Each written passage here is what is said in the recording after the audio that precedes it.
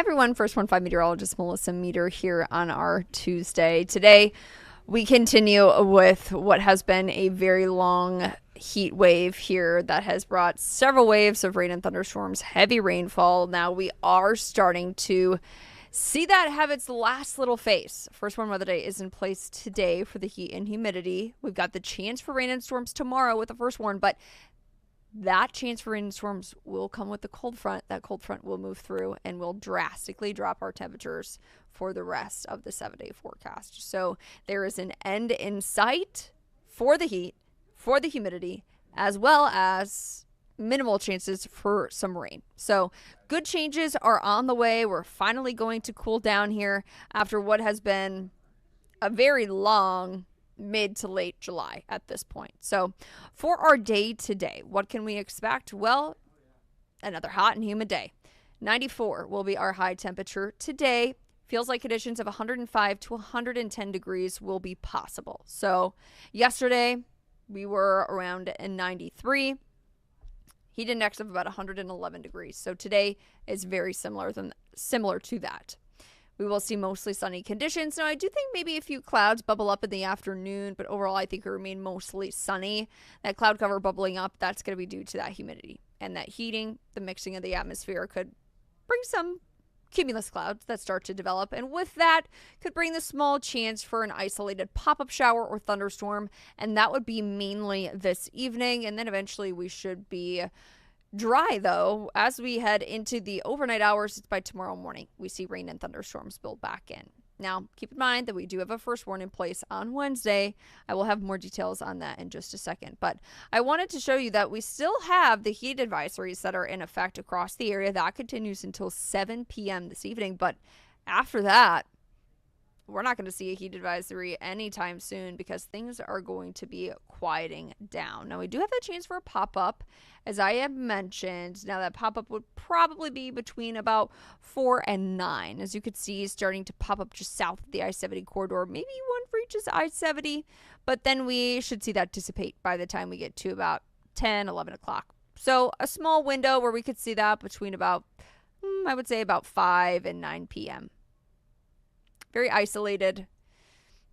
Overall, most of us should be dry. It's by the time we get to Wednesday where we see those rain and thunderstorm chances return. Heavy rainfall will be possible on Wednesday as well. So for Wednesday, it looks like a few batches for some spotty to scattered rain and rumbles look to be possible. The better chance, I think, for the metro is going to be at least in the first half of the day. We'll walk through that in just a second. But there is the potential for some strong to severe storms. We do have a level 1 out of 5 risk that is highlighted in our area. So keep that in mind. It is mainly going to be for wind. Overall, heavy rain also remains a possibility. Now, when I talk about heavy rainfall potential, we do have some flooding concerns on Wednesday. Now that would bring possibly 1 to 2 inches of rain, some pockets of that. We have seen so much rainfall here. We are now the 9th wettest July on record. We have seen over 9 inches of rain this month. I think it's about 9.64 inches of rain that we have seen. And so when we, see a little bit more, anywhere between 1 to 2 inches, on a ground that's already so saturated, that's when we have that cause for some concern there with some flooding. But very isolated. It will also depend on how quickly that rain falls. But know that it is a potential that we see, heavy rainfall, and that could turn to some localized flooding in isolated places where it gets the most amount of rain.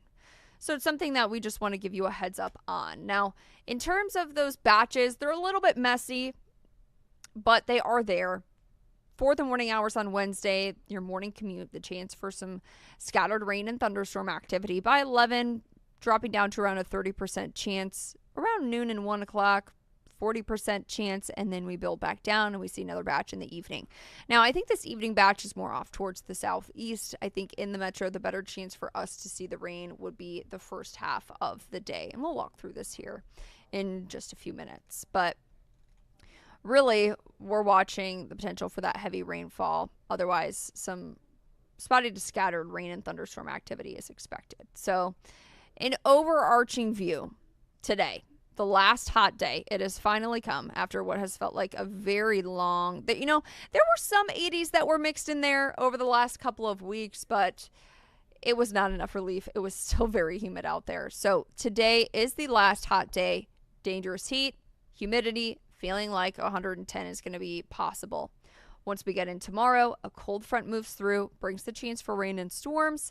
First warn is in place, but that cold front drastically will cool us down once we get towards the remainder of the week. And not only is it going to cool us down, but it is also going to drop our humidity values too. So we're near the miserable category today. Tomorrow you can start to see it make some progress. And then Friday through Monday, we're a bit humid, but nowhere near where we have been here recently. We have had dew points that were in the low 80s, which is unseasonably high for us. So it has been pretty humid out there lately, and we finally get a little bit of relief by the end of the week, which will be nice too, because there are so many things happening this weekend. 94 today. We're 86. 86, yes, on Wednesday. Our average high temperature right now is around 90. So well below that at this point, 50% chance for rain and storms. And then once we get towards Thursday, take a look at that. It's 70. Yep, we haven't seen the 70s since June. 78 degrees. There's a 30% chance for some rain in the morning, which could be a continuation of Wednesday night. I'll kind of walk through Wednesday for you so you can see what we're talking about, and Thursday overall. But 78 is our high temperature, which this morning at like 7 a.m. we were at 78 degrees. And so that will be the hottest point that we are on Thursday, which is what we had this morning. So that is going to be a drastic but a welcome change there for us. Let's break down Wednesday here. Wednesday brings the chance early in the morning to see some strong to severe storms. That is along our northern border from Atchison to Chillicothe up towards Maryville. There is a level 2 out of 5 risk that does include one county or half a county in our area.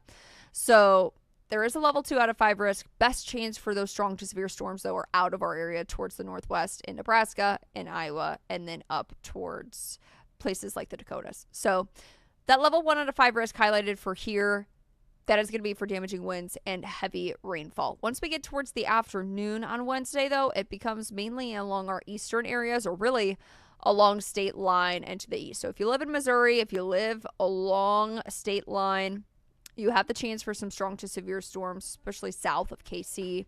Damaging winds, heavy rainfall are still the primary threats with this as well. So let's time this out. As we walk through Wednesday morning, there is the chance for rain and storms on your commute. The best chance to see rain and storm activity, that is going to be along the northern border. Now, as you see, we could see it start to stretch down towards the south, close to the I-70 corridor through the morning hours. But otherwise, the best potential to see rain and storms along the northern border, I'm going to pull this back once again, but you can see we're also seeing the heavier rain along our northern border as well. Some of that could be strong to severe. Once we get to about 10, 11 o'clock a.m., that cold front that I've been talking about, it starts to slowly meander through the area. That also then brings some spotty to scattered rain chances as we go through the lunchtime hour and into the early afternoon. Once we get to about 3 o'clock, we start to become a little bit more scattered. Now, this is generally going to be in our southeastern areas in the evening hours, and that has also the potential to see some strong to severe storms. So as I mentioned, it's mainly off towards the southeast in the afternoon to evening time frame.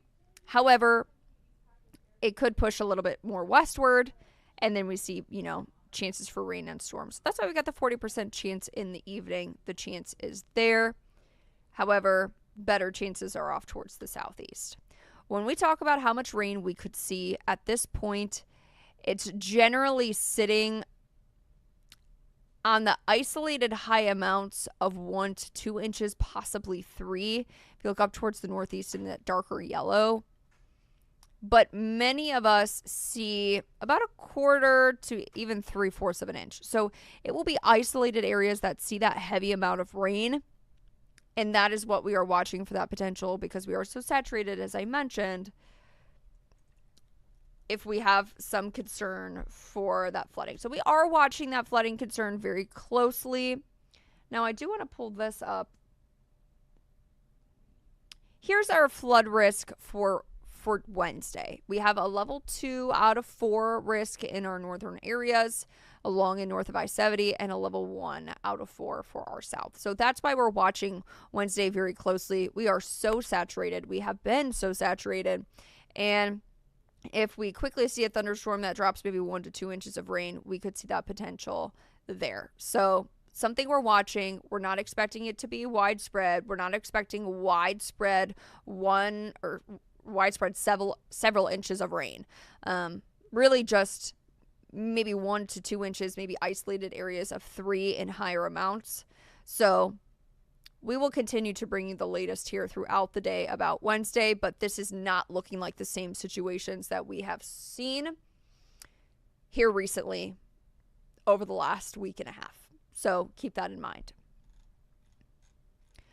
I want to show you the small chance for those pop-ups once again, because that would be between about 5 and 9. Keep that in mind. But it is just going to be downright hot, humid today. But here's the 7-day forecast, which I'm excited to show you because the 70s are there and it's more than one day. So Thursday I showed you 78 degrees. We're 77 on Friday, and then we are even cooler on Saturday, 76. So once we get through Thursday morning's rain chance, it's looking very isolated to spotty in the morning. We should see partly cloudy conditions and those temperatures in the upper 70s in the wake of the cold front that moves through. 76 will be our coolest temperature that we have seen since early June. But look at the low temperatures. We have low temperatures that are in the lower 60s. Now, we haven't seen that in quite a while. So it is going to be very refreshing out there. And I had mentioned earlier this morning, I said, to go from feels like temperatures of 110 degrees to 78 degrees in about 36 hours, it is going to feel drastically different out there. Not only due to that, but also the humidity. I said, if I've got plans on Friday, maybe I'm wearing a light jacket later in the evening, and if I'm going to be out late at night, because we aren't used. It is just going to feel drastically different outside. So it'll be a nice change to see the 70s come back. I mean, as I mentioned, our average high temperature is 90. So we are way below that. Once we get to Sunday, though, we do build back into the low 80s, 81 on Sunday, 83 on Monday, but still 20% chance for rain on Monday. So after we exit the 90s, we've got the chance for rain and storms on Wednesday, possibly lingering into Thursday. We're dry for the weekend. We're comfortable. We're in the 70s. And then the next chance for rain, very small chance, doesn't come until Monday. So a lot of good change is coming here, a little bit more lax. And I had also mentioned this morning that my poor dog, Paisley, I have been not taking her on walks outside because it has been so hot. But if you could just wait one more day, especially to get out and do your outdoor activities like your lawn work. I know our lawn was growing out of control because we have seen so much rain. Well, this weekend, the end of this week, will be good to do that. It's not going to be a billion degrees. It is not going to be super humid, and we are going to be dry. The ground has had a little bit of time to dry off, especially if we think about, Thursday, Friday, at least if we don't see a whole bunch of rain there. But it is a welcome change, and I am very excited to have been forecasting it. I remember when we first started seeing signs of it last weekend, and we were like, this is exciting. This is all what we needed to spend a very prolonged period of that heat. But nonetheless, we have one more day left of the prolonged heat. Make sure you are staying safe. Make sure you are staying hydrated and taking your proper precautions outside. And then if you can wait and hold off any of your long-term things that need to be done outdoors and wait towards the weekend, it's going to be perfect to do so. So that's the latest weather update I've got for you here this morning. I hope everybody stays cool in the heat and enjoys what is to come for our quieter weather pattern, our cooler and less humid weather pattern as well this weekend.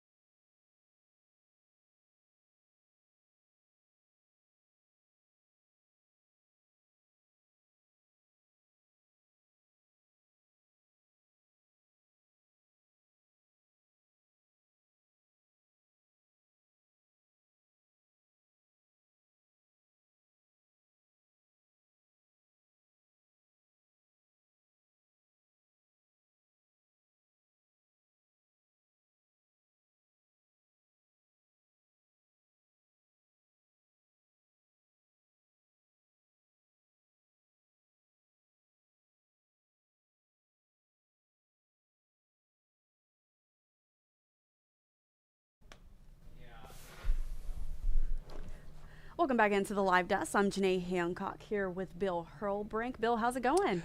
Pretty good here this morning, although I gotta let you know I'm a little bit stunned by some of the news that has just come in here this morning. Some rough news, right?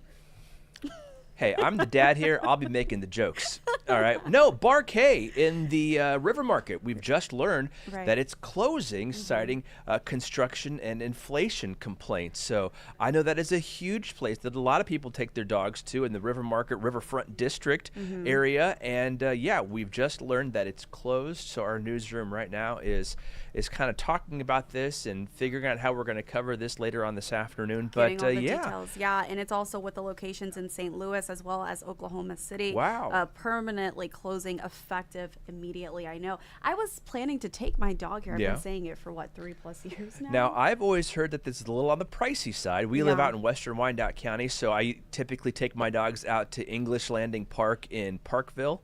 And Wyandotte County Lake just had a new dog park developed out there, so we go out there as well.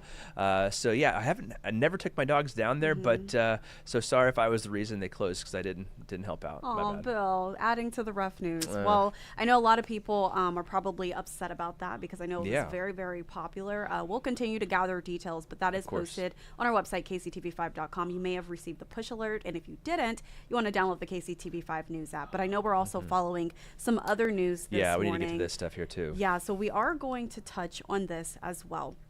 Tributes continue to pour in from the Kansas City community this morning for Wyandotte County Deputy Elijah Ming. He is was a 9-year veteran of the Sheriff's Office who was shot and killed over the weekend. Ming and a KCK officer were headed out on a call from a woman trying to move out of a home in the Argentine neighborhood. The woman called because of threats by a man with a gun. That man we've learned is Sean Harris.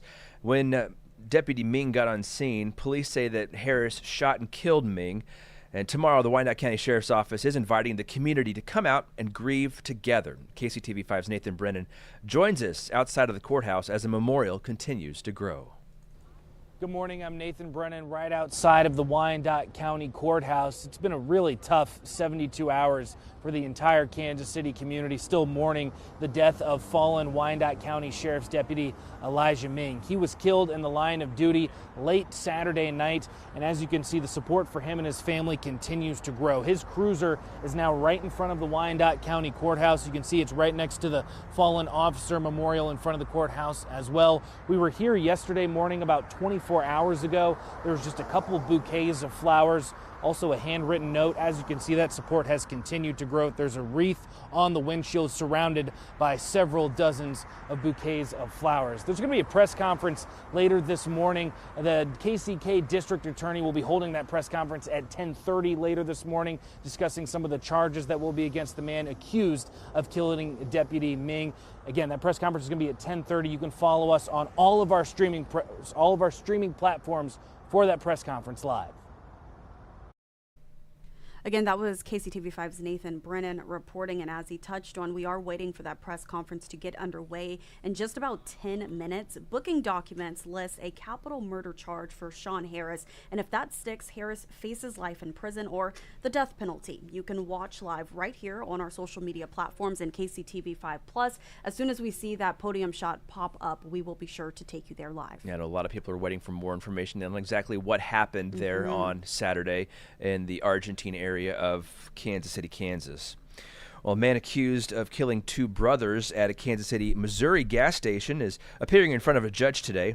A bond review hearing is set for Emmanuel Hernandez. He is accused of opening fire inside of a Conoco gas station back on July the 20th. Now, court documents claim that one of the brothers punched Hernandez twice, and that's what caused him to pull out a gun. Now, due to Missouri's self-defense laws, Hernandez has only been charged with one murder. The family and friends of a teenager shot and killed just last week, they are mourning his death and demanding answers right now. KCTV5's Chandler Watkins spoke to a family friend who says the teen and his family were in the process of finding a better life. Balloons in hand, loved ones of 17-year-old William Watson came together at East 69th Street in Monroe. It's near where William was shot on Sunday, July 20th. He died in the hospital last Friday. With a photo of her son in her arms, his mom was surrounded by family and friends. His mom is devastated. They were down here just visiting. William was supposed to be getting his driver's license. They had recently relocated to Texas for a better life. KC Mothers in Charge held the vigil. After a quick prayer, loved ones released balloons. We love you, William. They're asking not just for comfort and prayers for his family, but for justice. We don't know what happened. So anybody that knows what happened, just come forward. Reporting in Kansas City, Chandler Watkins, KCTV5 News. Well, KCTV5 is still trying to get answers for you after a Family Dollar roof collapsed. It killed a person, also injured a couple of others. It's happened in a really close-knit neighborhood there along Broadway Boulevard, not too far from the Uptown Theater. And a lot of people we've spoke to says they want transparency after we revealed issues with the building were at least reported before it came crumbling down over the weekend. Now, KCTV5's Morgan Rydell joins us from outside of that store as we continue to get more information on what was known in the community before this tragedy. I'm Morgan Rydell here at the Family Dollar on Broadway, where a collapse happened Sunday. It was the front of the building right there. One man was killed and another woman was critically injured. Residents have been raising concerns about this building for weeks. I spoke with multiple who live in this apartment building right here. They said residents have been talking about a sagging facade on the front there for a while, even sharing concerns with the city. We found a report made to city leaders just 2 days prior to this tragedy. We're asking questions to city leaders to figure out exactly what happened here and if this was possibly preventable. Just a huge tragedy there. Another story that we are following here in the KCTV5 newsroom. This weekend, police arrested 17 people, wrote 29 citations, and towed 15 vehicles, including some ATVs. These are pictures from that bus that were posted on the social media platform X. KCPD says the hotspots continue to be in and around our entertainment districts, and they say they have investigators devoted to street racing, following up on tips, and are constantly looking for activity on social media. Now, while KCPD has seen fewer gatherings compared to earlier in the year, officers say that the crackdown is far from over. So far, it's I would consider it successful, but because we've had one success doesn't mean we just stop what we're doing, right? Constant pressure is kind of the name of our business. So until this is no longer a problem, we will be out enforcing these issues. Now, in a bus earlier this year, 19 people were arrested and dozens of citations were issued by KCPD. Staying in Jackson County, an ordinance to move County Executive Frank White's recall election will have to wait another week. The Jackson County Legislature did not vote on moving the election from August to November. Now, both the Kansas City and Jackson County election boards are suing, saying they don't have enough time for the election, but legislators want it as soon as possible. To me, it's worrisome. The longer we have this county executive in place, the more damage he continues to do. And it's just like if we were going to fire someone, we wouldn't want to leave them in a place where they could be making decisions that would damage the organization. And that's exactly what he's been doing for a while now. In a social media post, legislator Manny Abarca says he plans to introduce a different ordinance next week for the election to be held in September. Of course, I think a lot of the goals of that was to be able to hold that election on November 4th, since a lot of people are going to be headed to the polls that day anyway. It's a typical November election. But it'd be a little bit strange for Jackson Countyans, I guess, to have to go to the polls in September and then again in November. Back to back, And I don't know, I'm unaware of Jackson County local races, if they have any primaries like they would hold in August. So, I mean, it could be possible they could go to the polls 3 times in 3 months. Yeah, so that's something that we will continue to follow as well. But I do want to let our viewers know that that press conference that we were just telling you about coming out of Wyandotte County, it looks like it is getting ready to get underway. Officials are expected to announce they are filing charges against Sean Harris. He is the man accused of shooting and killing a deputy, Wyandotte County Sheriff Deputy Elijah Ming. So we are going to take a quick break, but when we come back, we will bring you this press conference live.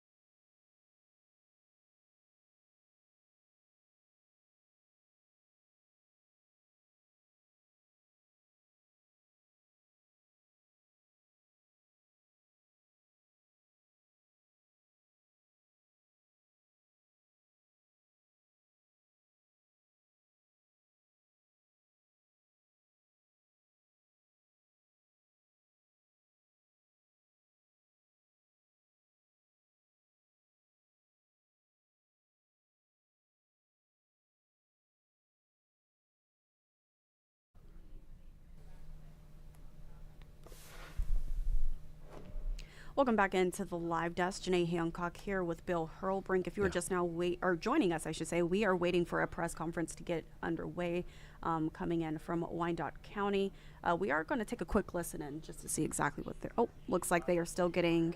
Yeah, that's Jonathan Audio Carter together. with the DA's office there, so I'm sure they're getting everybody ready. Yeah, so it is set to get underway right now, right at 10:30. It is 10:31 now, so we expect officials to take to the podium in just a bit. And as we wait, I do want to turn to the social media platform X. If you happen to miss this, coming in from Union Station just the other night, it lit up blue in honor of fallen Deputy Elijah Ming. And we're seeing so many tributes like this, Bill, not only here locally, but across the nation. So many people have been speaking out and offering their condolences. Yeah, truly. Again, this is not a local event. You know, we've seen things nationwide trickle down for the fallen deputy, and it just seems like he was just a salt of the earth guy. You know, somebody who would go out of his way to help somebody that he didn't know. You know, he had so many friends on the sheriff's office who've written passionately about him, about how they might have been having a bad day, and all they needed to see was Deputy Ming's smile, and that would set their day back straight. You know, and not just one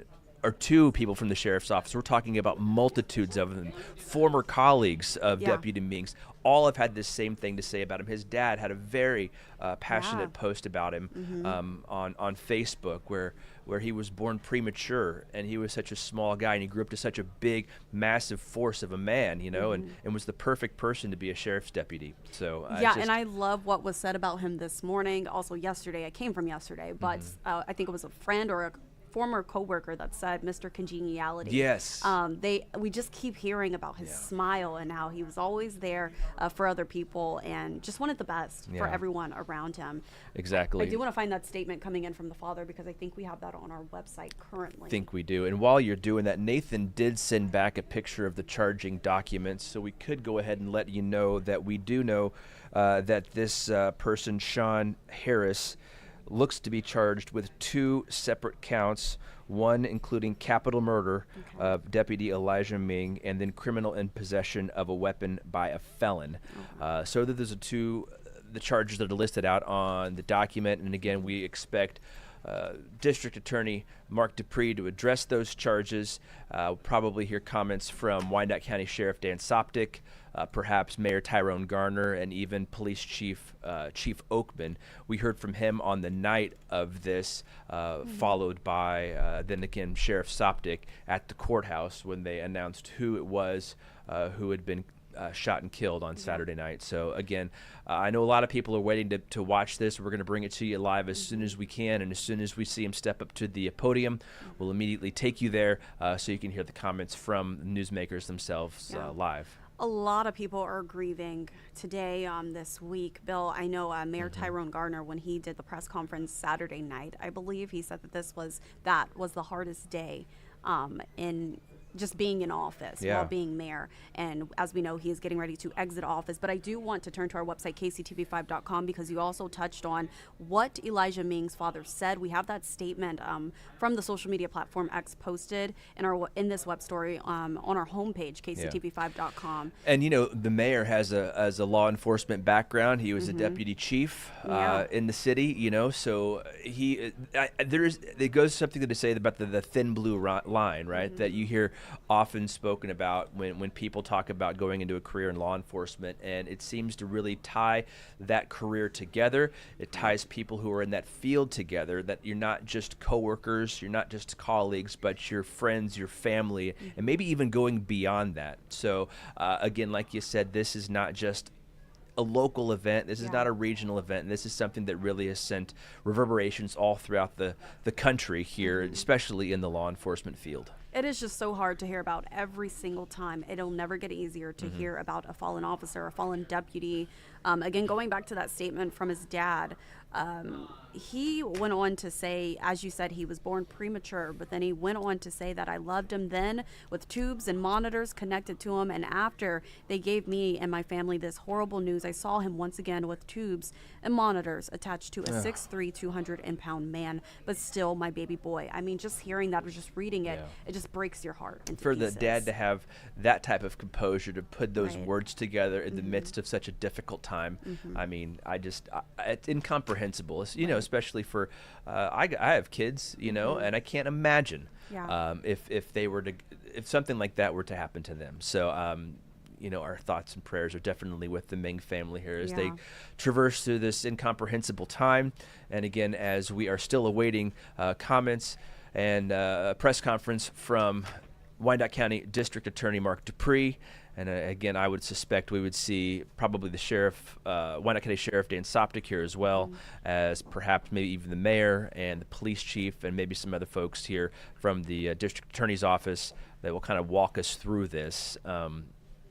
Yeah, it's just been a really tough time in Kansas City, Kansas over the last 10 years in the law enforcement community, from losing Brad Lancaster back in 2016 to Dave Melton later that year, to the two deputies from back in 2018 who were killed just outside of the courthouse with Teresa King and Patrick Rohr, and now Elijah Ming will be added to that memorial that you just saw there on the front lawn of the courthouse there on 7th Street Trafficway in KCK, right across from City Hall. And it's just hard, you know, and I mean, I didn't know any of these guys personally, but you just feel it, you know, like you feel like it's just a huge loss for the community, and you definitely feel that community-based loss. Right, and you know what? Speaking of, we will continue to hear from people that knew him personally, and we will continue to hear from strangers. I mean, I know Betsy Webster, she spoke to a young girl last night whose mom just made it her mission to take her out to Deputy Ming's car that's sitting out in front of the courthouse just to pay their respects and let her know just about the people that serve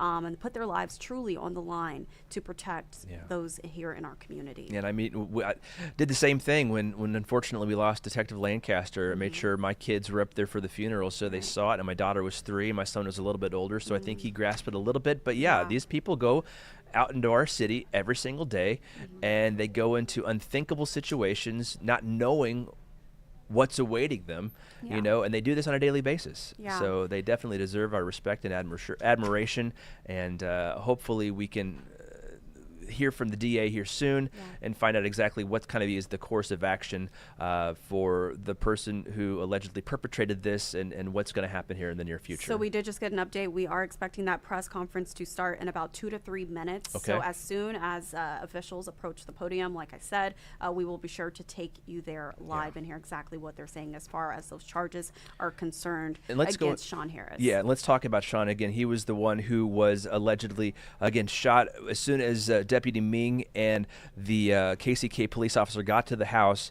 Sean Harris is the man who allegedly fired the shots there that killed Deputy King. He was shot himself as well, taken to the hospital. Then he was arrested the next day on Sunday, and now here we are on Tuesday, where he's expected to get those charges.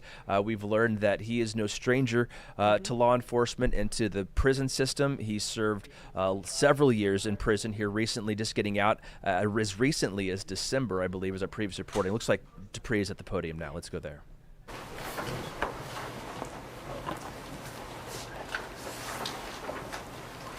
Chief on the left side of the screen, and Mayor Gardner was also there behind him as well.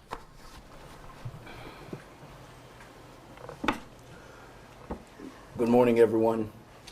I'm Mark Dupree, District Attorney of Wyandotte County. With me today, Sheriff Daniel Soptic, Kansas City, Kansas, Police Chief Carl Oakman, KCK Mayor and CEO Tyrone Gardner, and our wonderful sheriffs, undersheriff. The purpose of this press conference is to formally give our condolences to the wife, the family of an amazing man. Mr. Elijah Ming was a great father, a community leader, sports coach, a volunteer, and yes, a Wyandotte County's Sheriff's Deputy. His life will not soon be forgotten. And the impact that he had and continues to have on this community is forever a standard that we all will strive to reach. To the family of Deputy Ming, please know that Wyandotte County will forever be grateful for the life, the legacy, and the sacrifice that Deputy Ming made for the safety of us all. And please know that we here in Wyandotte County will support you in any way that we can. You are not alone in this situation. He made the ultimate sacrifice for every citizen of Wyandotte County. So to the family, please, let this county support you, for we all are indebted to you, and we all will do our part. It is with this in mind that I announce the filing of charges against Sean Harris. Yesterday, my office charged Sean Harris with 1 count of capital murder and 1 count of criminal possession of a firearm by a convicted felon. Capital murder charge is for the death of Wyandotte County Sheriff Deputy Elijah Ming, which occurred July 26, 2025. I would like to thank all the law enforcement officers and first responders who have made today possible, as we would not have been able to charge this case, to hold this defendant accountable for his actions without your help and your dedicated hard work concerning this investigation. So to the Wyandotte County Sheriff's Department, to the Kansas City, Kansas Police Department, the Kansas Bureau of Investigation, to the Wyandotte County Fire Department, and to all of the agencies across this region and state that have stepped in and filled in the gap, I want you to know that we say thank you. Sean Harris is innocent until proven guilty.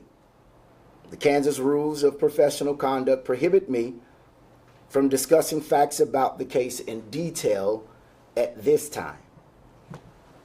It's important to note that the crime of capital murder is punishable by life in prison and or the death penalty. A decision regarding the death penalty has not yet been made at this time. The crime of criminal possession of a weapon carries a range of punishment of 7 to 23 months in the Kansas Department of Corrections. At this time, I will invite Sheriff Soptic to come forward to give a few remarks, followed by Mayor Gardner and then Chief Oakman, after which we then will take questions. Sheriff.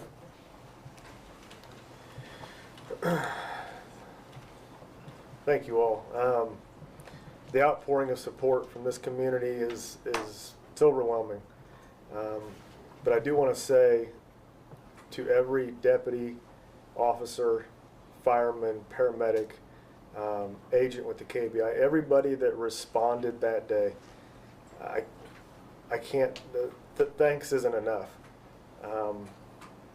The work that they did that day, and the things that they will live with now because of the actions that were taken, it'll haunt them for the rest of their lives.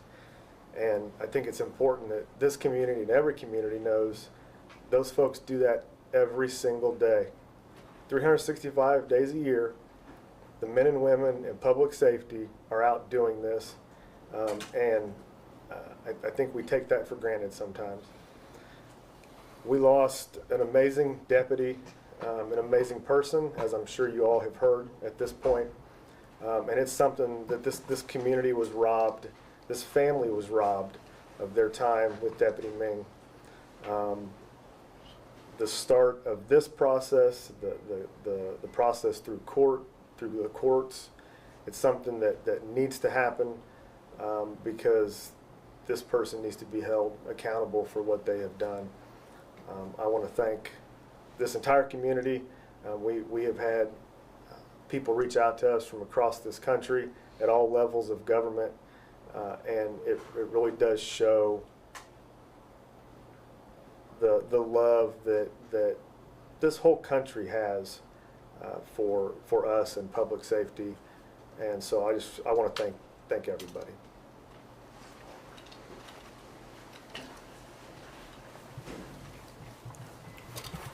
Well, I send you, again, sorrowful greetings from the unified government of Wyandotte County, Kansas City, Kansas. We definitely appreciate the work of all our public safety professionals. I share the sentiments of our Wyandotte County District Attorney, Mark Dupree, and his team. We stand with him in what he told us today. We know that he came to this charging conclusion after a thorough review of the facts and the evidence, and we wholeheartedly support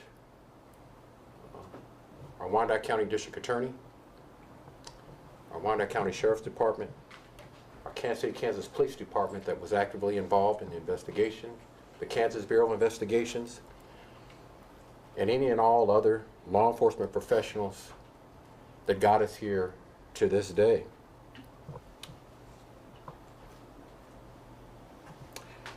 I join in our sheriff in personally thanking the outpouring of support to the Ming family, to the Wyandotte County Sheriff's Department, and to all those that love and call Wyandotte County home. It has been both valued and appreciated in ways that cannot be described. I've talked to Deputy Ming's wife, and I talked to his father, and they are, as they navigate through this situation, this unfortunate situation, they are thankful for the outpouring of support and the love that has been shown by so many, not just here locally, but nationally. I spoke to Kansas City, Missouri Mayor Quentin Lucas.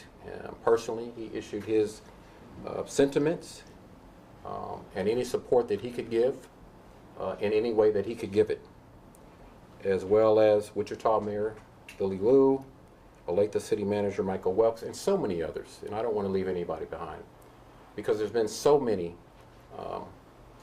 dignitaries, elected officials at the national level, at the state level, far and wide, that have come and had said to all of us, we're with you, we're praying for you, our thoughts aren't just here. Anything that we can give you to help make navigating through this process a little bit easier, they've offered a willingness to provide support. Elijah Ming was 34 years old, a young man. He was a father. He was a husband. He was the epitome, as we all know, of what good police officers embody. I was at a prayer vigil on Sunday with the chief and the sheriff and so many of others, and some of you were there. And a local pastor, Pastor Roberson, talked about and said that he was one of the good ones at that prayer vigil. He was doing a job that he loved, honorably serving a community that he loved even more. If he was here, I know he would share with you that there are many other good public safety professionals doing awesome things in our community. Officer Ming was shot down unnecessarily, doing a job that many of us don't want to do, and doing a job that many others simply cannot do. He went to work doing the job that we entrusted him to do for the great people here in Wyandotte County, and he gave the ultimate sacrifice. As mayor, I just want to reiterate, and as a prior law enforcement officer, for those of you that may have misconceptions, and we know they're out there, and say, but that's what we pay law enforcement to do. I reject that. We don't pay good police officers and good sheriff's deputies and good law enforcement professionals to be disrespected, to be mistreated, to be cussed out, to be battered, to be beat, to be shot, and to be killed anywhere in our great country. We need to get back to respecting the rule of law and respecting our public safety professionals. This should be a moment of reset to acknowledge the good officers in our community and acknowledge and look at Deputy Ming and know that there are many, many, many more good officers out here doing the things that we ask them to do. They live in our community. Some of them are youth leaders in our churches, coaches on our sports fields. They feed the hungry. They mentor our kids. They shop in our stores. They live in our neighborhoods. And these good officers put their life on the lines every single day. As we honor the memory of Deputy Elijah Ming, I know that's what he would want us to remember, because he represented the good that we rely on in public safety to keep our communities safe.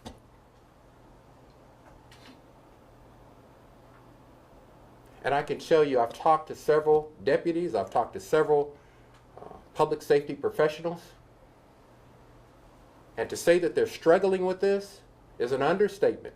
To say, as your mayor, I'm struggling with it is an understatement. But guess what? They're showing up. They're still out here patrolling and serving this community honorably and with dignity, because they know they just don't have a job to do. They know that without them, there would be chaos. I'd like to thank all our public safety professionals, the Kansas City, Kansas Police Department, the Kansas City, Kansas Fire Department, the Wyandotte County Sheriff's Department, the Kansas Bureau of Investigations, our U.S. Marshals, the FBI, and any other law enforcement professionals that assisted our Wyandotte County District Attorney and our Sheriff's Department in getting us here as we seek justice for Elijah Ming. Let's keep the Ming family in prayer. They need it now more than ever, because this is a long road that they're going to be going down. And not just thoughts and prayers, they need your support. And as a community, we've got to say enough is enough. Over my career, I've seen too much death and destruction and mayhem and chaos. It's got to stop. And for the criminal element that may be watching, don't get it twisted. Our law enforcement professionals are not, like I said the other day, are going to be intimidated, and they're going to keep doing the job that we want them to do. The good people of Wyandotte County need them to do, and that is keep our community safe, our children safe, our family safe.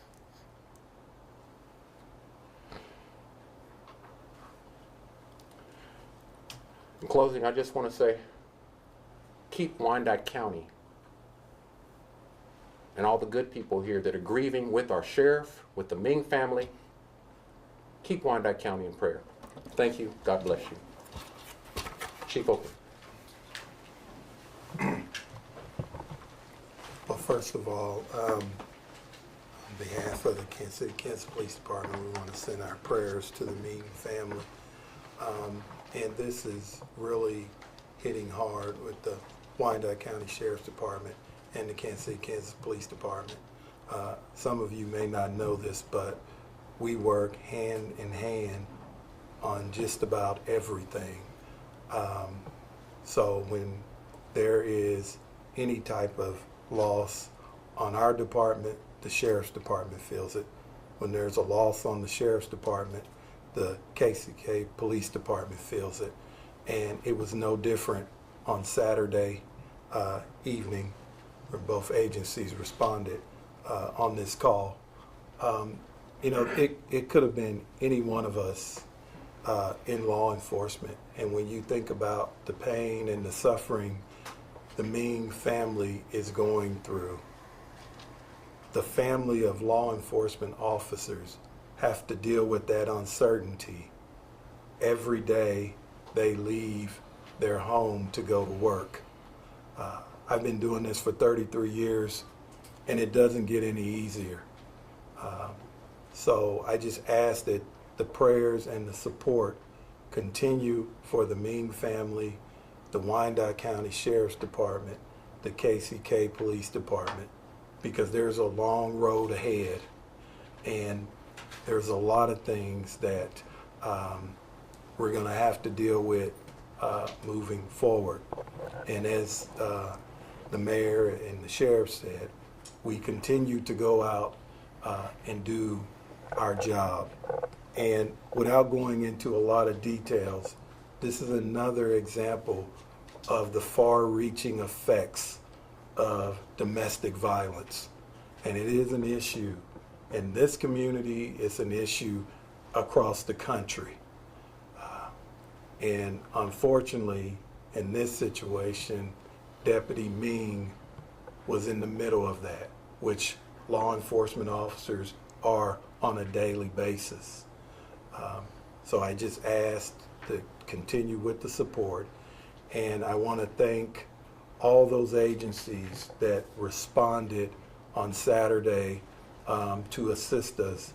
And you know, my last comment I want to make is we have a close-knit law enforcement community in the metro that's on the Missouri side and the Kansas side. So we all are hurting from this event, and it's happening too often in the metro. But just continue to keep us in your prayers. Thank you.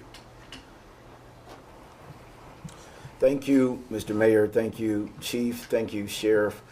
I want to make sure that you all know that we continue to work together, and the investigation is still ongoing. It has been handled by the Kansas Bureau of Investigation, and they are leading this investigation as an independent agency concerning this matter, and so we will continue to receive that information. With us, of course, is Under Sheriff Lockridge, who has made sure that the folks in the department are receiving the assistance, the help, and the resource, and quite frankly, the family is receiving that help. So thank you, Under Sheriff. I personally will be prosecuting this case, along with some of my senior attorneys, Deputy Assistant District Attorney Kayla Rayler, and our Assistant District Attorney Michael Balancio. This should not have happened. The Chief touched it, and allow me to just hone in on it. Domestic violence is a real issue. And I want to say to every family, to every father, every mother, every auntie, every uncle, that the early signs of domestic violence should be taken serious. If he or she, but the majority of the time it is he, is controlling, is combative, doesn't allow you to go places, removes you from the ones that love you, take these signs serious and get out before it's too late. Thankfully, now we have the lethality assessment that both of these fine agencies use, and it helps in assisting in trying to help individuals know that you are in a very volatile situation. But to you young people, to you older people who are in these situations, the end of it is death. Don't take it lightly. Do something about it now. At this time, we'll stand for questions. Mr. Dupree, go ahead. When's the last time that you tried a capital case? Unfortunately, when you say tried a capital case, the last one we just got rid of was the Fielder case, and I think we made it maybe 60 days from sentencing before we are now taking this up. Mr. Dupree, Sean Harris has pled guilty to at least 5 felonies since 2012, and then it looks like he completed probation in 2019. When was the last time he was incarcerated, and are those figures correct, sir? So the last time that we have him as a conviction and on post-release, which is out of prison and then being supervised, is 2024 is when he completed his post-release. He was in prison from about 2013 up until right about a year or so, I believe. After that, he did a stint of 10 years. He was convicted by this office in the previous administration, and he was sentenced on a plea of about 10 years. He then got out and then finished that post-release supervision in December of 24. And so now I do know, I don't know the details, but I do know that he had some cases over in Missouri that I'm not privy to, but in concern of Wyandotte County.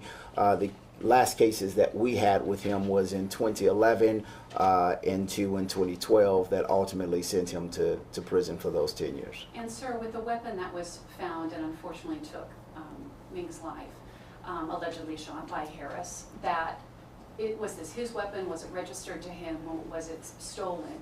Do you know that information? So what I do know is that the Kansas Rules of Professional Responsibility won't allow me to get into details concerning the facts of the case at this time, but thank you for the question. Theo Dupree, can you walk us through maybe yesterday? Time was ticking. I'm like 4:30. All right, it's almost end of the day. Can you walk us through maybe your roles and responsibilities in filing charges within 48 hours? Thank you. And so with the statutes here in Kansas, the law says that we, as the district attorney's office, must file charges on an individual within 48 hours of that individual being arrested. With the Kansas Bureau of Investigation handling the investigation, we had to sync our times up. The initial reports that were sent out by that agency was that he was arrested at 11:30 the following day. Well, after we dug deeper, we found that the Kansas City, Kansas Police Department, who were first on the scene and did make sure that this defendant was handcuffed and removed and taken to the hospital. He was put under arrest by the Kansas City, Kansas Police Department at approximately 5:01 on that day, which gave us until 5:01 yesterday to file charges. And so that's why we filed charges yesterday. We got a little close to the timing, but we, again, as I stated earlier, when we're working with multiple agencies in this investigation and making sure that we're receiving as many of the facts as we can to move forward with charging, that allowed us to still get it filed before that 5:01 timeline. Question for law enforcement officers. So when you all were going out there on Saturday, how did you all know about Harris's previous history? How did that go into determining how many people would respond to that call? Yeah, it was a call for service, and we do thousands of these types of calls a year.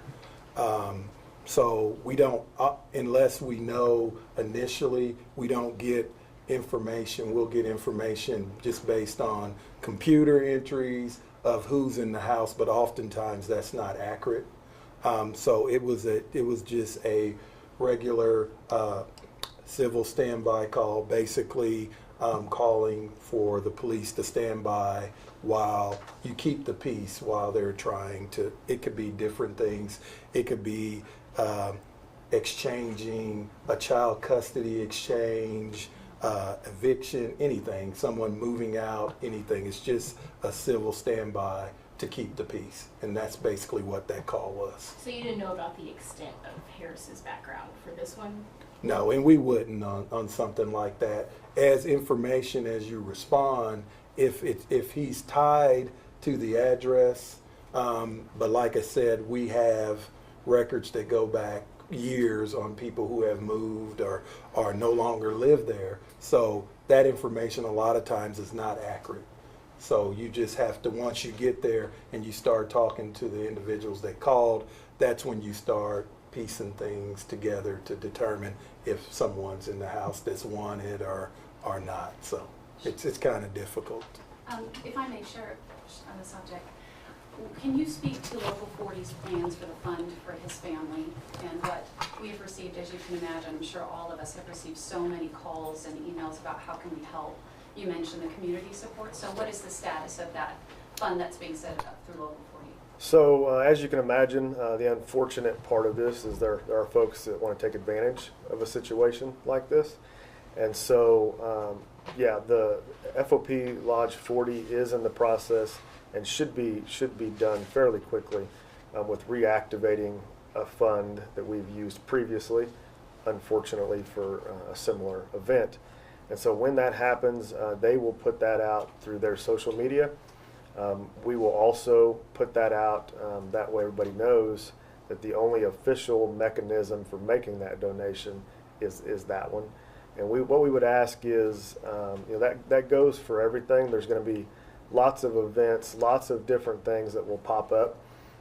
We have put out already that we will communicate the ones that the Sheriff's Office or the Unified Government has sponsored or sanctioned, for lack of a better term. If you can't find it on our page, if you can't find it on the UG's social media or on the Lodge's social media, just know that we don't know where you're going or where that donation might be going. Mr. Dupree, you mentioned that you don't know whether you're going to pursue the death penalty or not. What is the decision making to possibly get to that point? Well, just gathering all of the facts and all of the details. That's number one. Number two, speaking with the family. We want to have a thorough conversation with the family and to hear their thoughts. Ultimately, according to the statutes here in Kansas, as the chief law enforcement official here in Wyandotte County, I will have to make that decision. But these are some of the things that I will take in consideration. Likewise, to hear what our law enforcement partners' thoughts are, having a conversation with the sheriff as well as with the chief of police, and to get everyone's thoughts concerning that. Listen, this decision is not one that is made lightly. This community just finished dealing with a death penalty case, unfortunately, in concern of the loss of life of our law enforcement officers and deputies. And so we want to make sure that that is a road that we want to go back down to, and that this community is ready and willing to go back down. But those are the many boxes that I will check before ultimately reaching my conclusion. According to the law, I have, I believe, 10 days to make a determination on if we will be pursuing the death penalty, and I believe the victims' advocates in my office are already in contact with the family, and I will be meeting with them shortly in between that time to get their thoughts about what they would like to see concerning this matter. For clarification purposes, is the KBI handling the officer-involved shooting of this, or the murder-death investigation, or entirely? They're taking over the entire thing? Well, they're working in tandem, but go ahead. They're doing it all. The whole thing? Yes. Yeah, they're handling everything, but they didn't show up until everything was done. And so with that, there's a lot of communication that's happening between the Kansas City, Kansas Police Department and the Sheriff's Department in getting them kind of up to speed. As it was KCKPD as well as a Sheriff's deputy that were at the door when this all transpired. And so they're the lead on this and ultimately will handle everything once they receive all of that information. So my office will work directly with them in concern of these charges and potentially other charges that may come about based off of the evidence that the KBI submits to us. When will the arraignment be? The arraignment will be today at 2 o'clock. It will be today at 2 o'clock. He's in custody in Johnson County. Will that be Yes. held in Johnson County throughout No. the case? Or? So he is being held right now in Johnson County, and as many of us know that when situations like this occur, our partnering agencies step in to house those individuals to make sure that they're not in the same location as our wonderful law enforcement here. And so he will remain there until the sheriff decides to do anything different. Concerning the arraignment, it will occur with our court system here. It will be a Zoom hearing for the arraignment, so it will not be in person, and that will be handled by one of the Wyandotte County District Court judges. Question for Sheriff Soptic. I'm wondering if there's anything you've seen in the past couple of days or anything at the memorial that particularly touched you, that spoke to how much people really care? I think everything has. The response from people that obviously we don't even know. We were walking down the sidewalk the other day. Somebody stopped their car in the middle of the road just to tell us they were thinking of us. I don't know that person. They don't know me, and I think that's what sticks out is just the strangers that approach you, that will tell you we're thankful for what you guys do every single day. The chief, mentioned it. Civil process is something that is normally mainly a function of the sheriff's office. Everything from evictions to replevins, there's just all kinds of stuff, PFA service. And so it's something they do every single day. And a lot of times our community has encountered a deputy because of one of those situations. In this instance, it just happened to be that it was both agencies that had responded. And so I think that's what sticks out. It's just the people that you don't know that out of the blue want to tell you that they're thinking of you.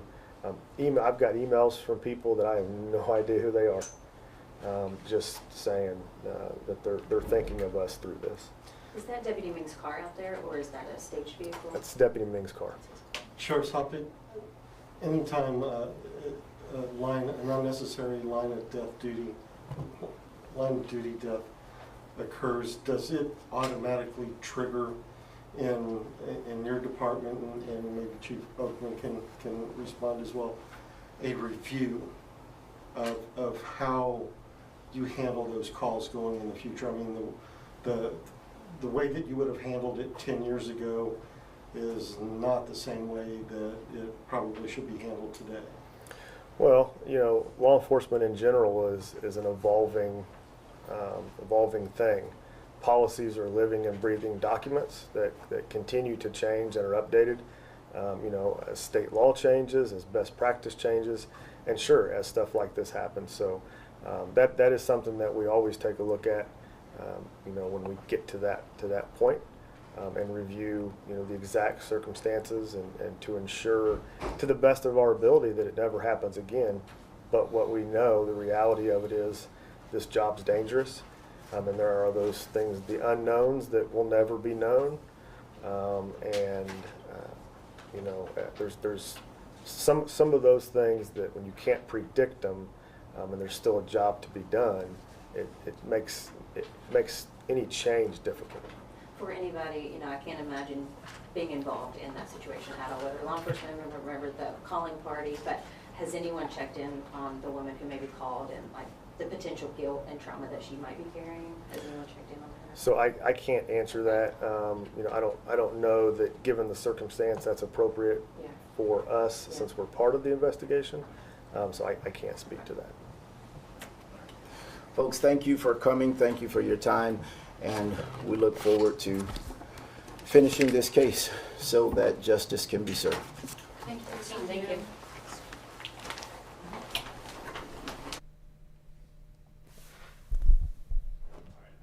Alrighty, that press conference just wrapping up out of Wyandotte County. Bill, do you want to touch on the charges as I continue to go through everything right now? Yeah, again, now it was kind of interesting to hear that due to state law, they had to file charges within 2 days, 48 hours of when he was placed into custody. Right. And it came out that Sean Harris was put into custody about 5:01 on Saturday night, the day that Deputy Ming was shot and killed.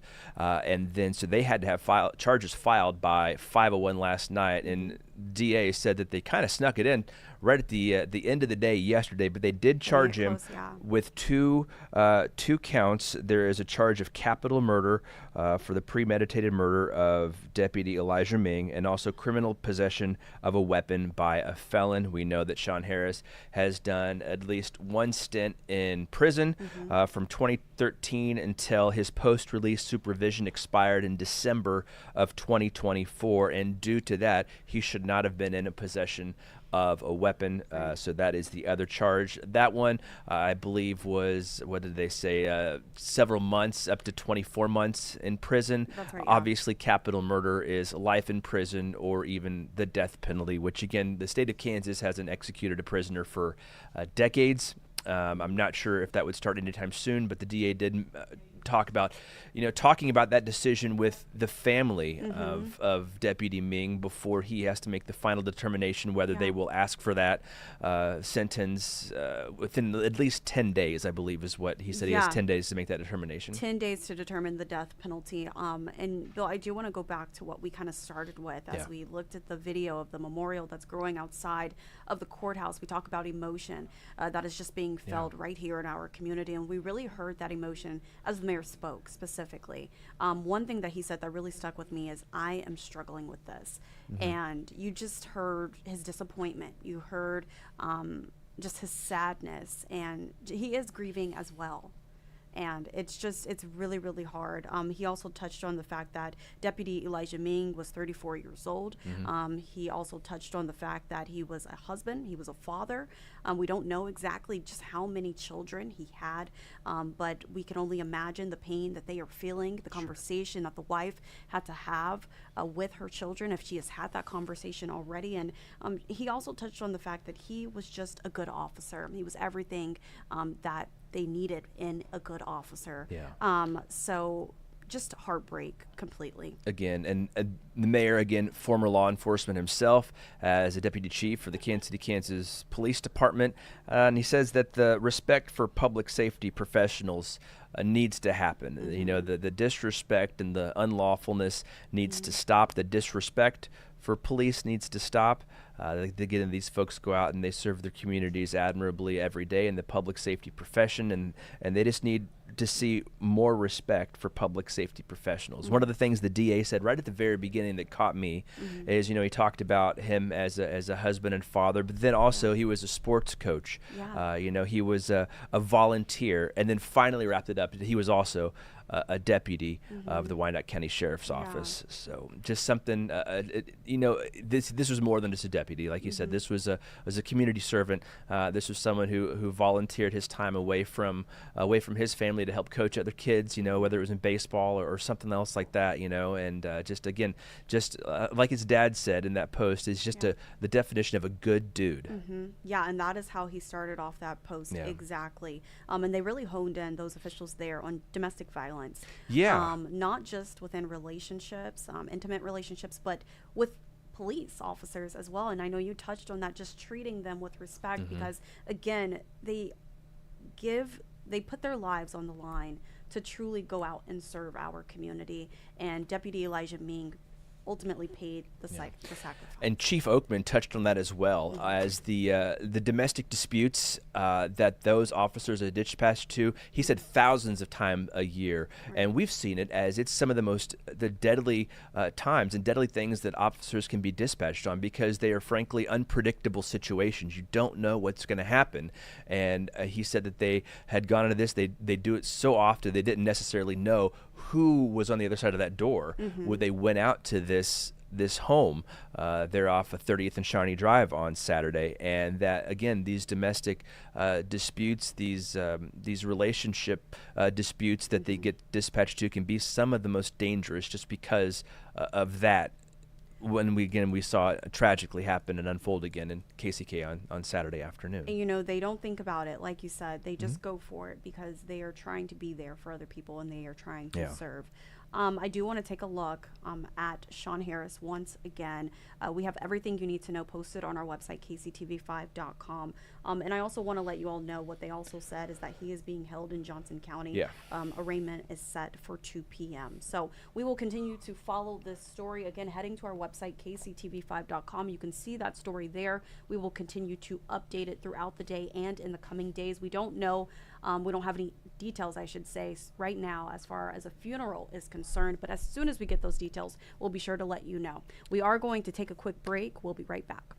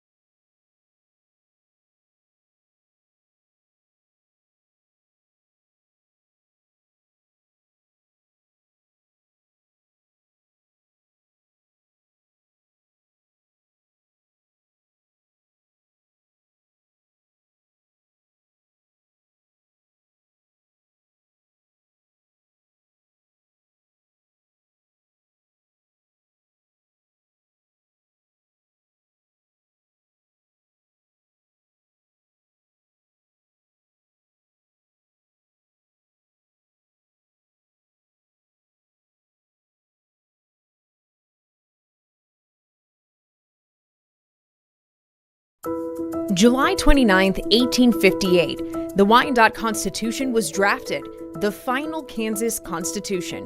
It explicitly prohibited slavery. It was signed in January of 1861, and Kansas was admitted to the Union as the 34th state.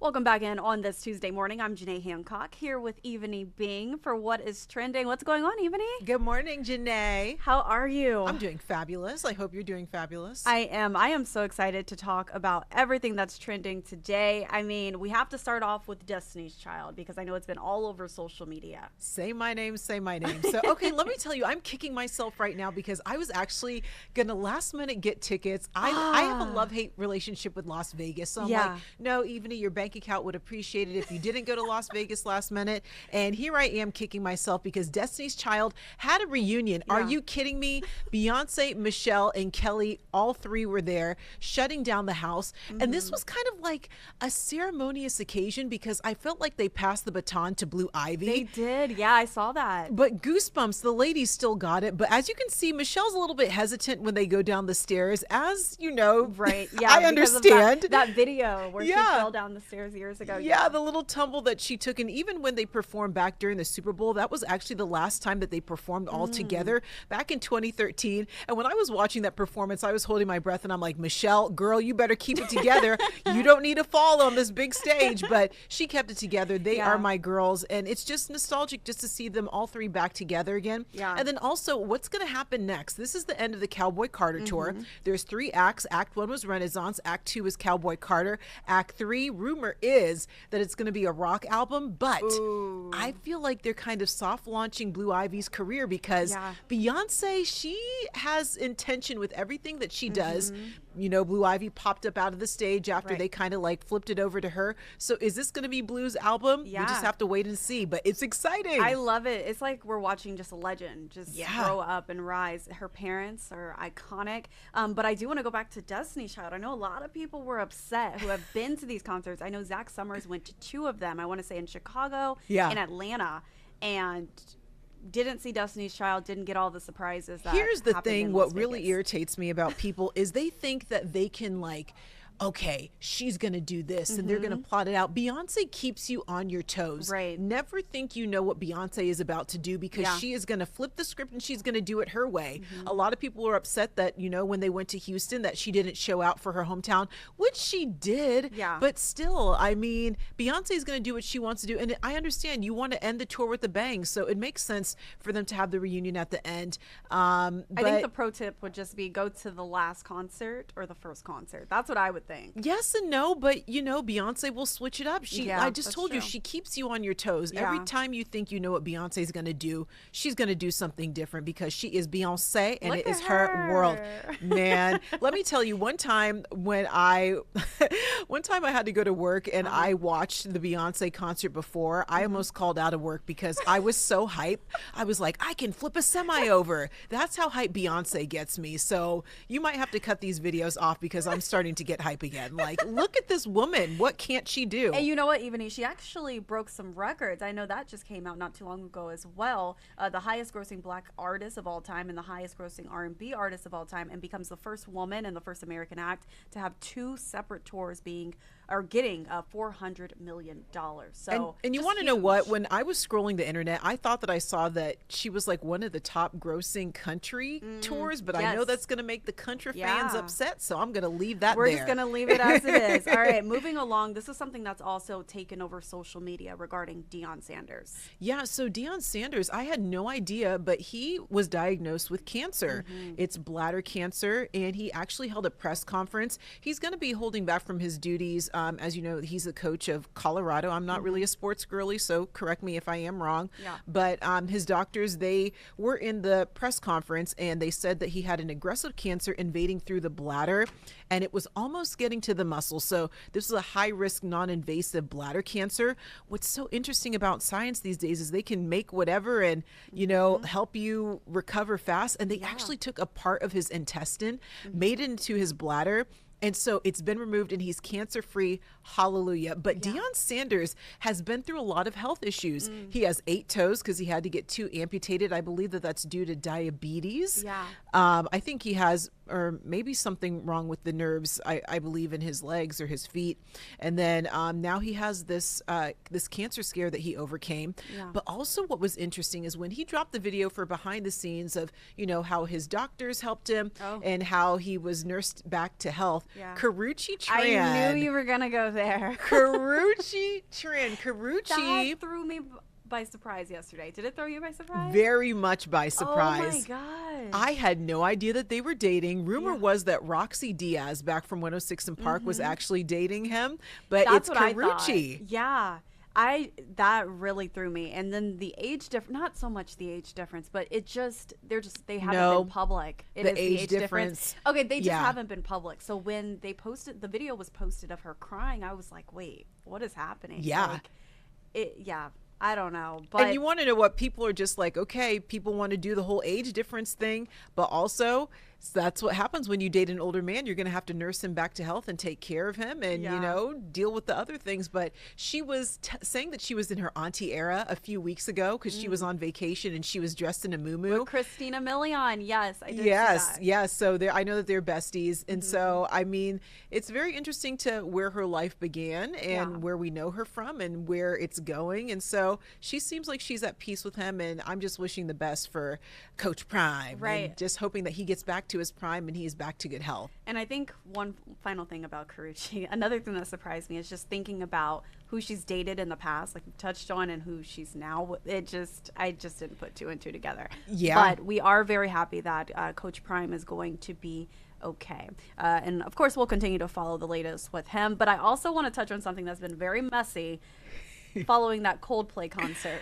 Yes. Okay. So, astronomer, usually with these big time corporations, I never think that they have, a sense of humor. But astronomer, apparently they do. They hired Gwyneth Paltrow. Now, if you forgot, I'm always here to bring back up the receipts. Gwyneth Paltrow is Chris Martin's ex. Chris Martin is the front man of Coldplay. And if we want to flip it and reverse it and rewind back to a few weeks ago, the CEO of Astronomer was caught at a Coldplay concert getting very cuddly with head of HR. They have both resigned from their positions. And so Astronomer, people have been Googling them. They want to know, what is Astronomer? What's going on? So Astronomer, good for them. They took the moment where everybody has their eyeballs on them and they're like, hey, you want to know something about our company? But they hired Gwyneth Paltrow to do all the talking. And it was kind of tongue in cheek, kind of like an SNL skit, if you ask me. Yeah, but, that's what it reminded me of too. Yeah. But I love it. I like it when someone can laugh at themselves because obviously we're all saying it. So why not them say it? And so we now know a little bit about Astronomer.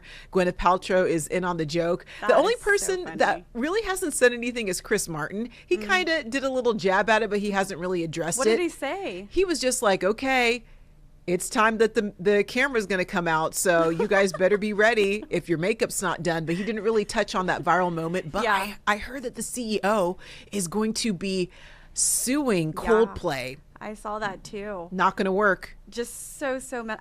You're at a public event. Well, I don't know if you've ever read the small print on your concert tickets, but you do agree to be videotaped when you do walk into an arena and you go to a concert. So I'm sorry, sir. I don't think that that's going to hold up in court. I don't know much about the law, but I do know about legal and fine print. So good luck. Read the fine print. Okay, moving along. Final thing, the T dating app. I have seen so many people posting about this as well. Some guys aren't happy. No, they obviously were so unhappy that they hacked into it. I think that it's some angry guy that got mad that his profile was put on there, but we got to back it up for the people who don't know what the T app is. Yeah. So for all the ladies who do online dating or just in their dating era right now, the T app is supposed to help you because, we can find some creepers out there. Right. So this is, being a girl's girl and helping them out. If you ever ran across a problematic man, we're going to post him on there and we're going to put him on blast. And so that's what the T app does. Yeah. And I guess some people or some men got upset because, it's a confidentiality and then also it's defamation also because, some of the things might not be true and it could be just an ex who has a chip on her shoulder.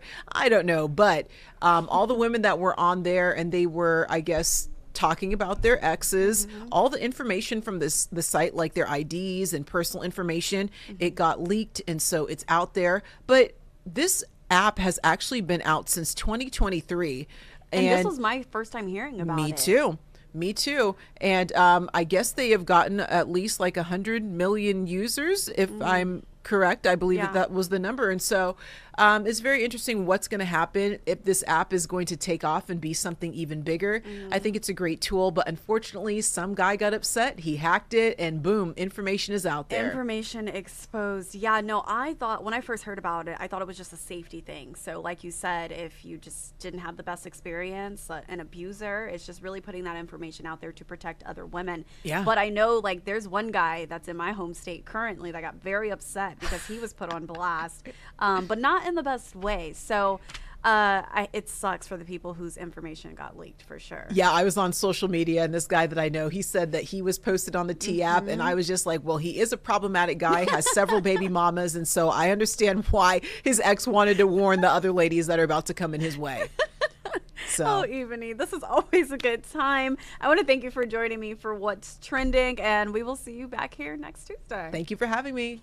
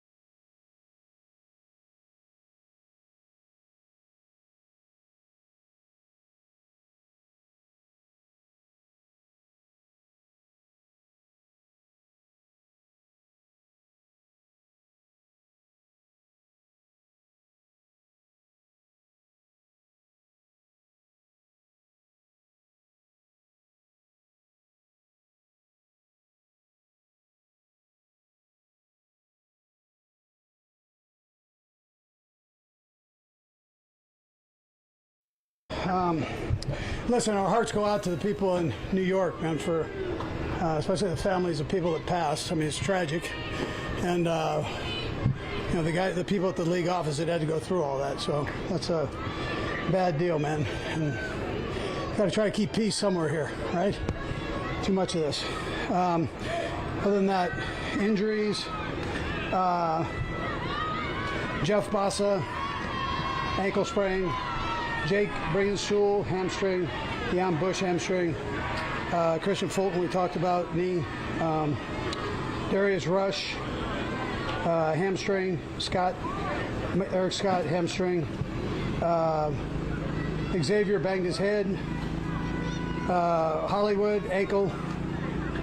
McDonald, illness. Sky Moore, hamstring. So it's hard work. You know, you're out here in the heat, and it's tough. But the guys battled through. I appreciate the tempo they set and all the energy that they gave. Time's yours. Coach, we saw a little, kind of a little scrappy thing between Josh and Ashton. I mean, it's camp, it's hot. Yeah. These things happen today. That's competitive stuff. Yeah, you answered it right there. Yeah, competitive spirit, man. It's hot, and you get ornery. I know you rotate along the offensive line all the time, but with Jalen Moore getting in the mix at left guard, is he a legitimate candidate to be a starter? Yeah, he's working all three of those spots, and really both guards, so you can do either or. We're just working. We need everybody. You mentioned Hollywood. Might you be able to elaborate on that with the ankle? How's he seen?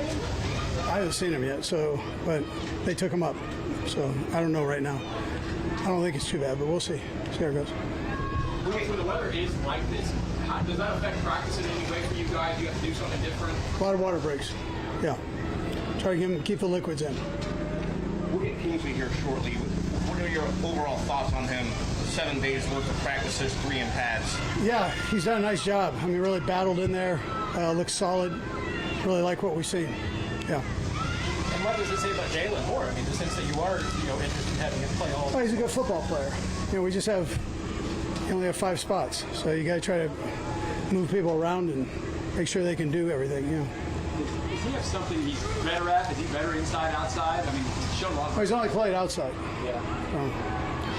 I'd say he's better outside, but he's only played outside. The wide receiver room being as young as it is, who have you seen kind of step up and kind of take that leadership role? Yeah, Juju's the leader in there.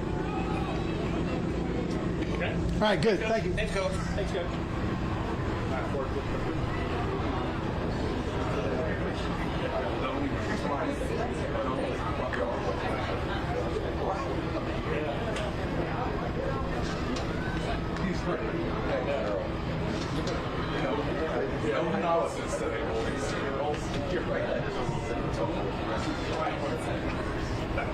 How many minutes was that? 2? 2.5. Just under 3. Just under 3. 258.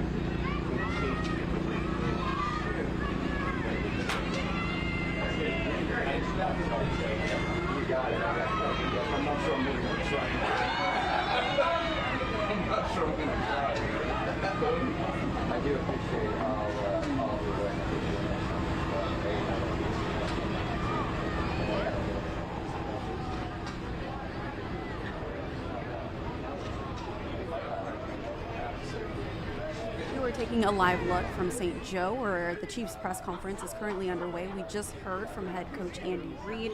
KCTV5 sports director Marlia Campbell joins me now. Marlia, who else are we expecting to hear from today? What a day, first of all. Yeah. It has been, I mean, we kind of talked about, Neil Jones did a story about this, about how it's been a quote-unquote boring training camp so far, which is good news because it meant prior to today, we didn't have any injuries, we didn't really have any scuffles or fights.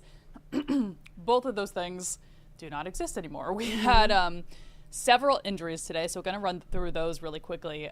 Unfortunately, they all hit the wide receiver room. So Hollywood Brown left on a cart early. He has an ankle injury. No further update other than that. We literally were just talking about Hollywood Brown staying healthy this season yesterday. Yeah, yesterday. So don't know there. Andy Reid said he didn't have any more info at the time. Keep in mind, he literally goes from the field to the media tent, so surely he'll get an update from his medical staff as well. Hollywood Brown is with an ankle. Sky Moore left early with a hamstring injury. And Xavier Worthy left and did come back to the field, but he has a head injury. So, again, 3 injuries, all in the wide receiver room. Top story of the day, something to follow. The second thing, as we're waiting for our next person at the podium, would be a pretty big scuffle at camp today. If you haven't watched the video yet, I think we have the video right here. Do we? Oh, awesome. Wait, great. We can show it to you. Okay, we'll walk you through this as it happens. So this is during 9-on-7 drills. You can see Mahomes doing a kind of handoff run play. Keep an eye on number 71. There you go. Oh, wow. So there's a shove, and then Josh Simmons seems to respond with a punch. And that's when this scuffle gets out of control. That's Josh Simmons, the first-round pick, and the third-round pick, Ashton Gelati, a defensive lineman. And we're going to come back to this really fast, Margaret. Okay, yeah. Defense and offense, we're fighting back and forth every day, so just trying to improve and get each other better. Generally speaking, how's the position switch going for you so far? It's going good. Taking that work, coming in at guard, things are a lot faster. So just taking, my mind from out here to in here and working it from in there and getting the work from Trey and the inside guys. So it's been good. How much are you annoying Trey? A lot. Is that the plan? A lot. I'm right behind him. Hey Trey. So I'm over there in his ear every day, every second, just trying to get myself better my craft so I can help this team. You mentioned bettering your prep. When you compare how you entered this camp to last season, what is the biggest difference? Man, just coming in shape, man. I was in shape last year, but just coming in shape, ready to roll, because they can throw me back at tackle, back at guard, but just being ready wherever the team needs me to play, and be able to do that 110%. So, yeah. Kingsley, during the live periods, how helpful is it to be between the caliber of player like Simmons and Humphrey? Sorry, what is that? How helpful is it to be between Simmons and Humphrey when you're in the live periods? Man, it's great.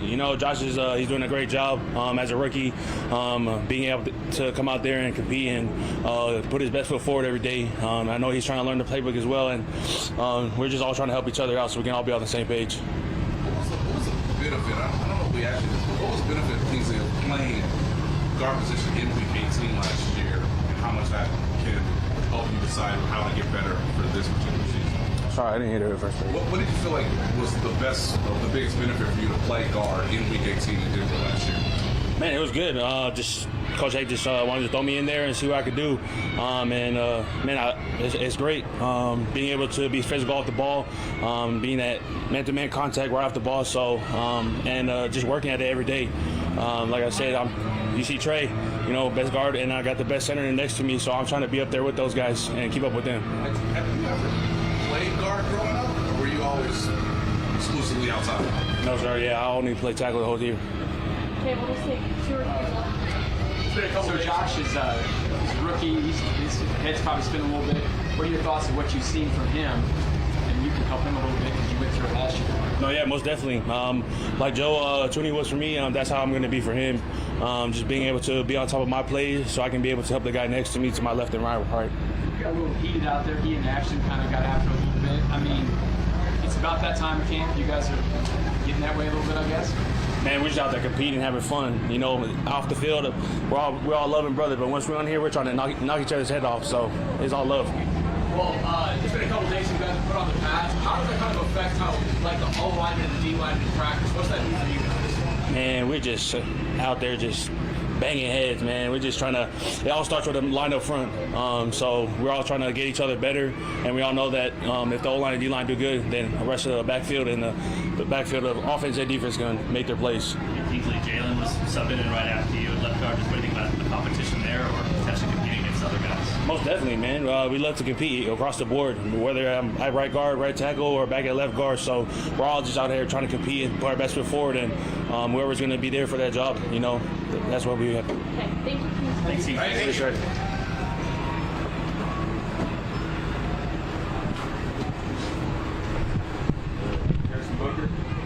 Harrison, you've been here a long time and been through a lot of practice days like this. How would you describe this practice day that's about? You know, it was very humid, very hot. You know, if I'm tired and sweating, you know the rest of the team is struggling out there. So those guys are warriors, though, and I think it's important for us to get that confidence in training camp to be able to think when you're tired. And like I said, if I'm out there sweating and tired, you know it's bad for the rest of the team. Usually the offseason to make some changes sometimes. I guess, is there anything that you focused on, maybe shifted this offseason into your style? Yeah, the biggest focus was not collapsing down onto that left knee after making contact with the ball, trying to be upright and skipping through it. And for the most part, I think the majority, if not all my kicks, I'm staying upright. Some of them, my knee doesn't quite touch on the follow through, but it gets a little close sometimes. But I think just for longevity purposes, staying upright, skipping through, being more repeatable is only going to help me. And my body has felt better. I don't feel like I have the wear and tear on it when I'm collapsing as much. So it's easy to do it on your own, kind of when you're at a high school field kicking with no one around you. But when you have pressure and the team's around you and you have to have a good op time, that's when you really got to make sure that you're sticking with that smooth skip through and you're not falling down. So I think so far I've done a really good job of that. You made your second 60-yarder today. I guess what was the difference between the two kicks?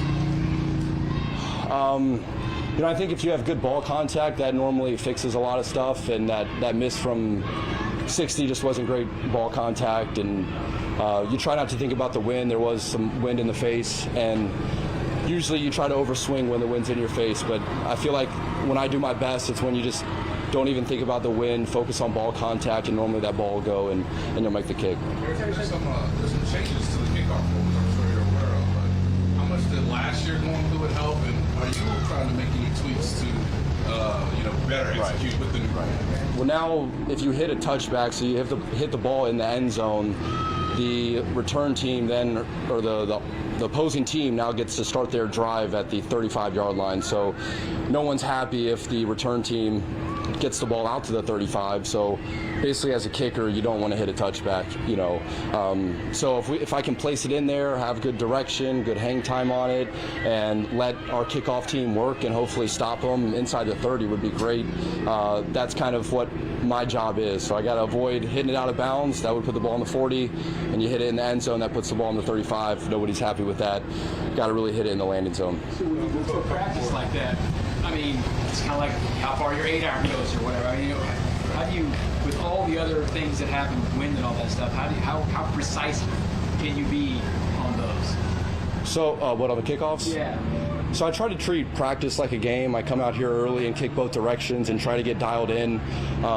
You know, as if I was just kicking field goals or just trying to hit touchbacks, the distance doesn't matter. You hit the same thing. A punter, when they're doing pooches, they have to worry about the distance. And now, as a kicker, I have to hit the ball in the landing zone. Distance does matter. So I do think of myself more as a golfer. You have to place it in there. And I think that's why you really have to practice both directions, left to right, and make sure you're dialed in and that you can just place the ball in the landing zone. And it really makes the kickoff feel more like a pressure kick. Before, you could just go out there, let your legs swing, try to hit it through the uprights, hit a touchback. If they wanted a high hang time, again, hit that ball to the moon. If it goes to the 5 with good hang time, everyone's happy. If it's a touchback, still not a big deal. But now there's a lot more pressure on the kicker to hit it in that landing zone. So if you're in the dome, how good are you? Within 5 yards, 2 yards? Yeah, I think I'm within 5 yards. I feel like I've gotten it dialed in. If I was in a dome, I feel like I could hit I don't know exactly what size of an area, but I feel like I'm pretty dialed in, so that's good. We'll wrap up with that. Harrison, you've been the first player on the field every morning, pretty early too. What's kind of the drive behind that? I'm trying to treat practice like a game. So in a game, obviously, there's one field, there aren't practice fields. And in order to be able to kick both directions, you got to get out there. You have to get to the field early and get your kicks in. So I try to treat training camp practices like a game. Let me come out to the field that I know I'm going to have team reps on, hit both directions, hit kickoffs both ways, and then I'm basically not relaxing, but I'm just kind of walking around for an hour, which happens in a game. You hit the warm-up, you're done probably an hour before the game, and then you're just kind of standing, sitting on the bench, and then you have to be able to warm up and get ready to go for the live reps. So I'm just trying to treat practice like a game, and I think it's just giving me confidence to know when my warm-up's done, I can basically not hit a ball for an hour and a half and go out there and make the kick when I need to. You mentioned longevity as being the reason getting away from the going down to the collapse on the knee. Is that just because you feel healthy now, or is that for your health going forward? I think it's both. So now hitting 60 balls in practice is a lot easier on my body, and I can do it more often. And then longevity, I think a whole season will feel a lot easier on my knees. I mean, I've had a left ankle and a left knee, and just trying to make sure I'm staying healthy and not putting too much pressure on the joints. Yeah, thank you. Appreciate it, guys. Hey, Harrison.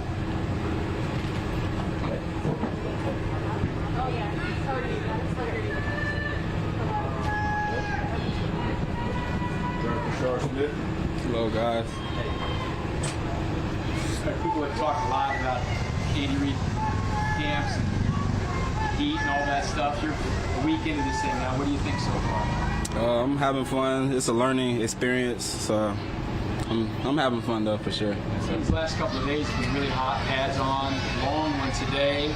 Is it eye-opening for you rookies to go through something like this, or what were your college practices like compared to? Yeah, for sure, eye-opener. It's never. I feel like it's like this is a new experience for sure. College is nothing like it, but I'll say you just gotta grasp on and just you gotta be ahead too. So, yes, sir.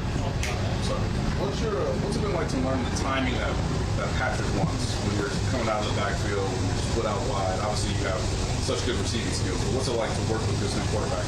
He wants the timing to go. He's the best quarterback in the league, so it's just timing. I'll say just being quicker, that one step quicker, just having my eyes back, just being there for him and being someone there for him. So, yes, sir. Sean, you saw Casper for the first time today. I guess where do you feel like you're at in that regard? I think I'm doing better for sure as far as making contact and running up and giving like a thud. So I feel like I'm doing better and better, and I feel like I'll be good at it. You're still a newcomer to the running back position. What do you feel like is the biggest thing that you still have to learn about being a running back? Just being patient. I'll say sometimes I know I'm fast, so I'll be like really quick sometimes. Sometimes I could just be a little slower, and everything will read for itself. Head coaches say the biggest thing, the difference is, it's running styles, running lower as a running back. Do you feel like that's something that you're going to work on too? Yes, for sure. Especially running through the tackles. I'll say just having my like low center to the ground, so I could burst forward. So yeah. Just considering the receiver experience, how do you feel Andy Reid is tapping into that and doing some of the practice work? I think I'm doing pretty good, just moving around, but I feel like I can learn at everything for sure. I'm a rookie, so yes, sir. Your position is kind of unique with the receiver, and we see out there catching a lot of passes. Is there somebody you study or somebody that you kind of think that they picture you as in this type of role? That they're thinking you study anybody? As of right now, no. I'm just trying to focus on myself and just trying to be the best person I could be, so yes, sir. That special team's gone for you. I feel like it's going great. I'm trying to compete here, so I feel like I'm doing pretty good. Yes, sir. Goes to the kickoff rule, right? I mean, it's going to be a much more important thing to catch and get upfield now. You guys haven't gone live yet on that. I mean, how excited are you to get to it? Well, I'm very excited about it. I never did that type of kick return before, but I feel like it's way more explosive plays to come for sure. You're a South Florida guy. You're used to the heat and humidity. How does that compare? What's it like out here for you guys? I feel like it's just the same. It's not like, I don't think any Florida is even hotter. I feel like it's hot as Florida right now. So. Do you ever spend any time poking into the wide receiver room, or just strictly in the running back room? In the rooms I'm as a running back, but they'll tell me stuff here and there. But I'm in the running back room for sure. What do you think you are as far as absorbing the playbook as you get ready to approach that first preseason game? I think I'm doing pretty good as far as just knowing what I have and stuff. I think I need to do better just getting quicker at lining up. So that's about it. Yes, sir. Last one. Good. Yes, sir. So sorry. Tobe said that you were kind of learning special teams and becoming a returner. I know you've been doing a lot at SMU. What's kind of that learning experience been like, trying out being a returner, especially with the new kickoff rule and especially in the punter? I think it's great. I love the ball in my hands, and I feel like I could make explosive plays. So I love to play punt return, kick return. It doesn't matter. Just to help the team win, I'll do whatever for sure. Thank you. And And there you have it. That pretty much wraps up today's training camp for the Chiefs. Marlia, as you've already touched on, very active day. I do want to take a look at that video one more time before we head into our noon newscast. But, I mean, that kind of threw me by surprise when you, after this. Yeah, we get one of these, it feels like, at camp, a big one. So watch those two. But 71. These are two rookies. Two rookies. So Okay. Ashton Gelati is on the right. I guess now Josh Simmons is on the right. He is the first-round pick for the Chiefs this year. Gelati, a third-round pick. You can see they get in a scuffle there. It appears that Gelati kind of shoved him after a little bit of a holding there, and then Simmons responded with a punch. So Reed reacted to it after practice, just kind of chalked it up to things being hot and picking up. But as we mentioned on Sunday, the full pads came on, and this is where things start getting really competitive. So that's this play is probably, 1 and 2 of the biggest storylines of the day. The second being the 3 injuries in the wide receiver room that we talked about. Right. Sky Moore with a hamstring injury, don't know the severity there. He left practice early on a cart, as did Hollywood Brown. He is dealing with an ankle injury. Reed says he doesn't think it'll be too bad, but we'll see. So time will tell. Should get a better update tomorrow after he gets evaluated by the medical team, and that information is relayed to the coaching staff. And then Xavier Worthy left with a head injury, but he ended up coming back to practice. So good news on the ladder there. 2 big storylines. The second one we will obviously continue to follow. I also want to touch on this. When Andy Reid approached the podium today, he made sure to send his condolences and best to those in New York that were impacted by that mass shooting that happened. We do know that the shooter there, the gunman, I should say, before he turned the gun on himself, I believe he was looking to go to the NFL headquarters. That's according to reports coming out today. So that's something we will also continue to follow. For now, we are getting ready to head into our noon newscast, and we'll join you right back here tomorrow at 10 a.m. Thank you for joining us.